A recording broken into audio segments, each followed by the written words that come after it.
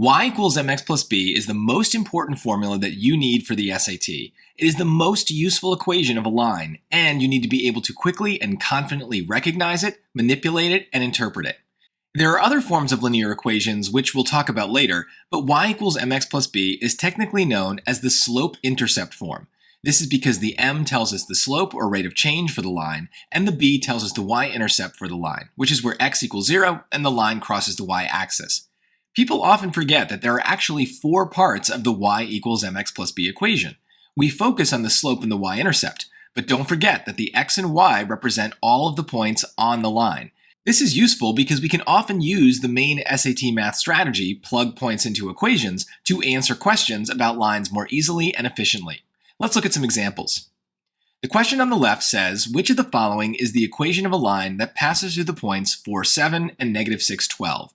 In school, you would probably have to build the equation from scratch by finding the slope first, followed by the y-intercept. But on the SAT, we're often given possible equations as the answer choices, so it's much easier to pick a point and plug it into every equation. Let's use 4, 7 since it's a little easier without the negative. It's very easy to see that the point only works in choice C. Every other choice produces an incorrect y value when we plug in 4 as the x value. Solving this way takes almost no time and definitely no algebra. It's just simple arithmetic. If the first point worked in multiple answers, then we'd have to check the second point, negative 6, 12, as well. But sometimes SAT questions work out in convenient ways when we use the strategy.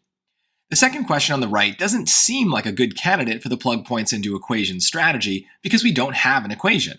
But remember that y equals mx plus b is the most important equation for the entire SAT.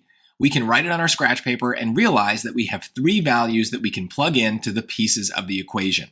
The y-coordinate of this random point is negative 27, the slope is negative 5, and the corresponding x-coordinate is 3. This gives us an ideal algebra situation, an equation with a single variable. We can solve for b, which is negative 12, and since b is the y-intercept and that's exactly what they asked for, we're just done with the question. Neither of these examples is particularly difficult, but both are made much easier if you're quickly thinking about just 2 ideas, that y equals mx plus b is for lines, and plug points into equations is for the SAT. There will still be questions where we need to build the equation the traditional way that we learned in school, usually by starting with the slope. Remember that with just 2 points, we can always build the equation of the line that passes through them. There are several ways to think about slope. When looking at points on a graph, it's usually easiest to think about rise over run. The rise is the vertical distance we cover to get from one point to the next, and the run is the horizontal distance. Just remember that rise and run have a direction that we need to factor into the slope. This graph shows a positive rise and positive run. The positive directions are up and to the right, and the resulting line is a positive slope. Moving down would be a negative rise, and moving to the left would be a negative run. A more technical way of understanding the slope is the change in the y over the change in the x between 2 points. You might see the change written like this with the Greek letter delta. But the most important thing to remember about slope is the formula itself. The slope is equal to y1 minus y2 divided by x1 minus x2. The x's and y's represent the coordinates of 2 points that are on the line. Now, some of you may have learned this formula a little backwards, as y2 minus y1 over x2 minus x1. To be clear, it's the same thing. The 1's and 2's are only there to make sure that we plug in the coordinates consistently.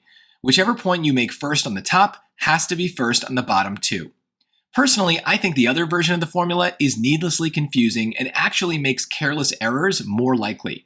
The number 1 comes before the number 2. So why put y2 first? That's just weird.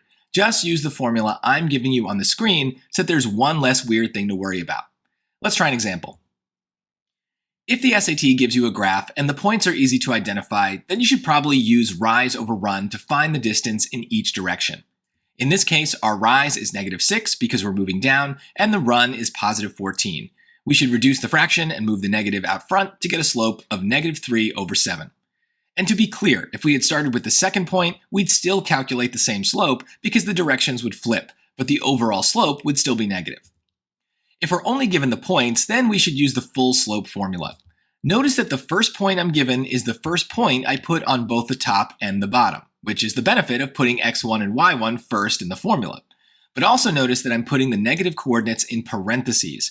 One of the most common careless mistakes with the slope formula is losing track of negative numbers. I highly recommend that you get in the habit of putting parentheses around negative numbers that you plug into formulas so you can more easily see when you have double negatives in your equation.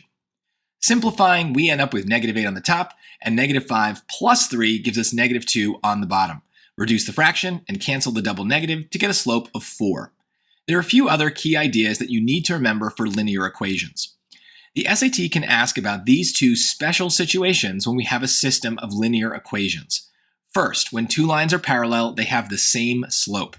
Since the lines move in the same direction forever, the system has no solutions. I have an entire lesson about the number of solutions for linear equations, so please watch that for more information on this topic.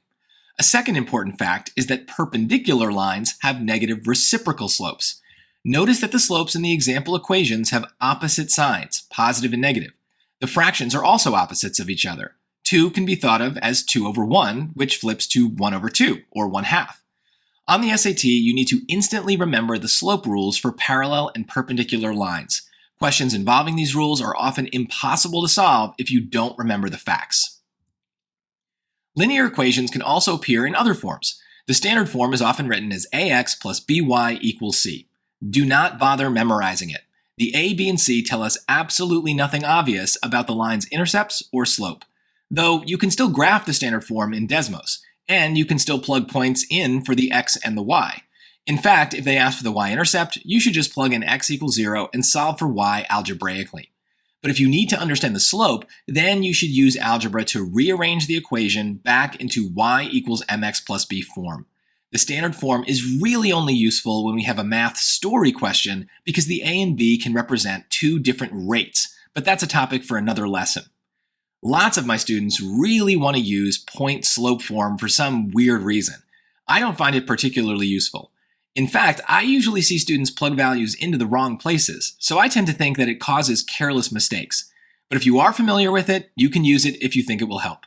But the most useful strategy for both of these forms is to manipulate them back into y equals mx plus b. That's a safe place to be for lines. We understand lines much better when they are in y equals form. Of course, the SAT will try to mess with this form in subtle ways. In this example, they've switched the m and b terms to see if we're paying attention.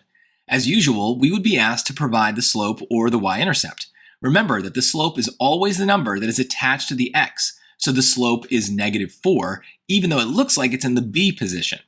Instead, the b term is +3 because it's usually the term that is not attached to a variable. But remember, if you're ever unsure about the y-intercept, you can just plug in x equals 0 to know for sure. We covered a lot of important information in this lesson, and you will use pretty much all of it on every single SAT. Lines are the first kind of algebra that we learn in school, so you should expect them to be involved in a large number of SAT questions. At the least, make sure you get comfortable with y equals mx plus b. You'll be asked to interpret the numbers in the equation, and you'll be asked to create linear equations on your own. If you can do that without any errors or hesitation, you will lock in a lot of points for your score. Thanks so much for watching, and remember to join the Settele Tutoring channel for more lessons and practice.